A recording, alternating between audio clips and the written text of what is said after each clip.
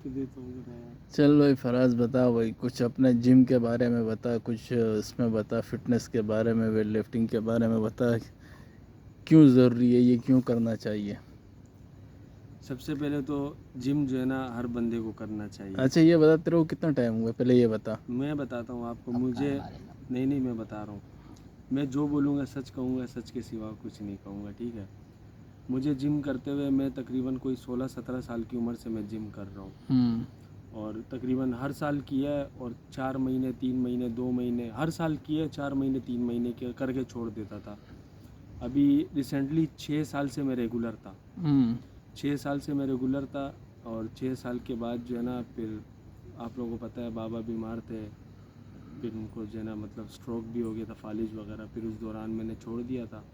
ابھی تقریباً کوئی 2-2.5 سال کے بعد میں نے دوبارہ کم بیک کیا ہے. اچھا. تو ابھی دوبارہ سے مینٹین ہوا ہوں. اور جم اس لیے ضروری ہے کہ یہ فٹنس ہے. یہ فٹنس ایسا ہے کہ آپ اگر ڈاکٹر کے پاس سب سے پہلے جاتے ہو نا اپنی کوئی بیماری لے کے، تو سب سے پہلے ڈاکٹر بھی آپ کو جو ہے نا جم ریکمینڈ کرے گا کہ آپ کسی نہ کوئی کسرت کرو، کوئی نہ کوئی ورزش کرو، ایکسرسائز کرو، یا واک کرو، یا جوگنگ کرو، یا کوئی جم میں جا کے ورک آؤٹ کرو.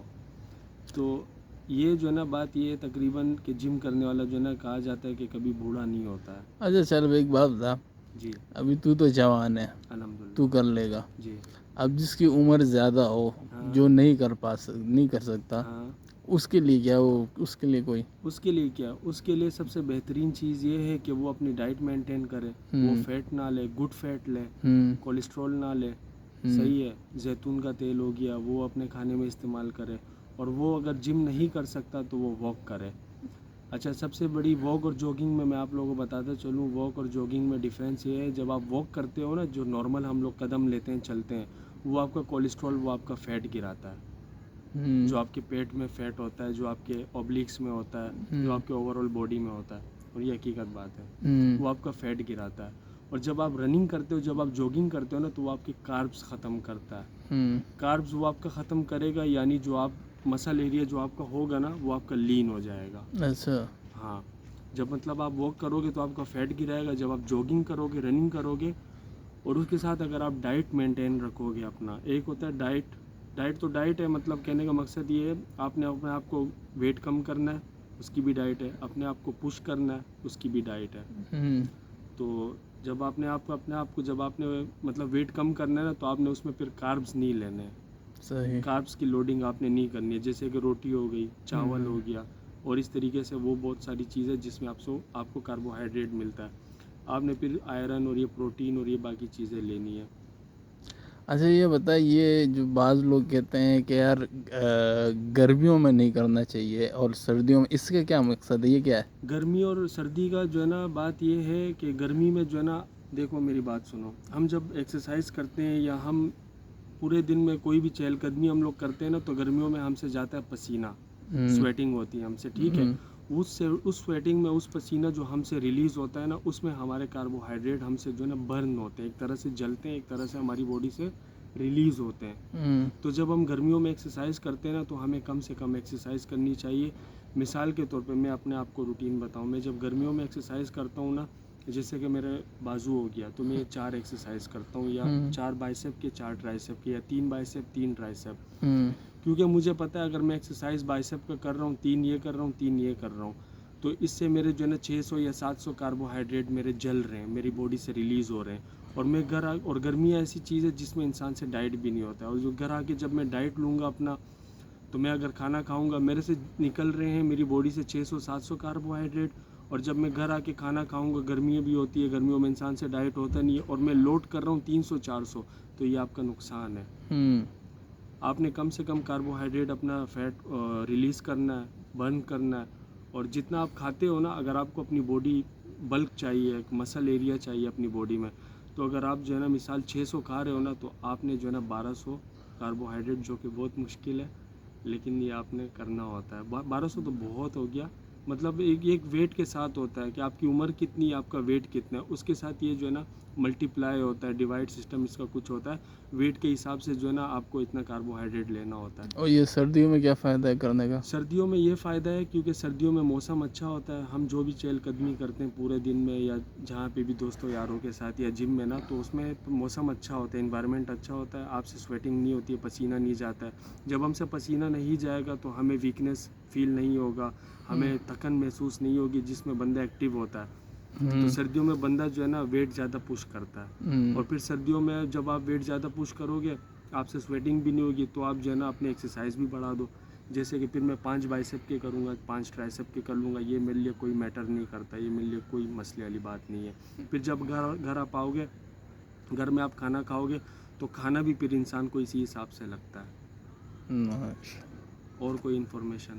بس یار یہ بہت ہی ہے ان لوگوں کے لیے جو جم جاتے ہیں یا جو اور جانا جم کا چاہ میں رہے ہیں۔ آپ کو ایک سب سے بڑا فائدہ یہ بتاؤں، اس دن میں نے ایک ویڈیو دیکھی، ایک کوئی امریکہ کو کوئی بندہ تھا، اس کو میں اکثر دیکھتا ہوں، سنتا ہوں، سمجھتا ہوں۔ اس نے ایک ویڈیو بنائی تھی جم کے باہر، ایک بندہ تھا 70 سال اس کی عمر تھی، اور وہ بندہ جب جم سے نکلا نا، ماشاءاللہ اس کی اوور آل باڈی بنی ہوئی تھی، فزیک بنی ہوئی تھی، chest, bicep, tricep, overall six ایپ سب کچھ اس کا کمپلیٹ ماشاءاللہ بنا ہوتا ہے۔ اس کی عمر تھی 70 سال، وہ مطلب ایسے چل کے آ رہا تھا جیسے کوئی ہماری عمر کو کہ 25 30 35 سال آدمی جو نوجوان لڑکا ہوتا ہے، آدمی ہوتا ہے، اس کی طرح ماشاءاللہ اس کی واکنگ تھی، کہیں سے وہ 70 سال کا نہیں لگ رہا تھا۔ اور اس نے وہی کیمرہ اس جم والے بندے سے، باڈی بلڈر سے ہٹا کے دوسرے 70 سال آدمی پہ جب پکڑا نا، اس نے بولا یہ بھی 70 سال کا ہے، یہ بھی 70 سال کا ہے، فرق صرف اتنا ہے کہ یہ فٹنس کرتا ہے، یہ ایکسرسائز کرتا ہے، اور یہ ایکسرسائز نہیں کرتا، یہ پارٹیز وغیرہ کرتا ہے۔ عمر اس کی بھی 70 ہے، اس کی بھی 70 ہے، وہ بیچارہ صحیح سے چل نہیں پا رہا، یہ وغیرہ وغیرہ۔ تو فٹنس بہت ضروری ہے۔ چلو یار تھینک یو سو مچ۔ ابھی یہ آپ کے ایک بلاگ تیار ہو گیا، صرف جی آپ کے نام کا بنے گا۔ انشاءاللہ۔ اب اس کے لیے مجھے تھمبنیل کے لیے پکچر چاہیے اچھا، تو پکچر میں آپ کو دے دیتا ہوں۔ اور دوسری بات یہ کہ کہا جاتا ہے، ڈاکٹر جو کہتے ہیں، جو سائنٹسٹ کہتے ہیں، جب آپ ایکسرسائز کرتے ہو نا تو وہ آپ کو بہت طرح کی، کافی طرح کی اور بہت طرح کی، اللہ پاک کبھی بھی کسی کو نہیں کرے، کینسر سے آپ کو محفوظ رکھتی ہے، آمین۔ اور دل کی بیماری سے آپ کو محفوظ رکھتی ہے۔ کیونکہ جب ہم ایکسرسائز کرتے ہیں نا، میں آپ کو آخری بات بتاتا چلتا ہوں کہ جب ہم ایکسرسائز کرتے ہیں نا جم میں، تو ہمارا جو مسل ایریا ہوتا ہے نا، اس میں جو ٹیشوز ہوتے ہیں یہ ٹوٹتے ہیں، اس میں جو ہے نا بلڈ سرکولیشن ہماری ریلیز ہوتی ہے۔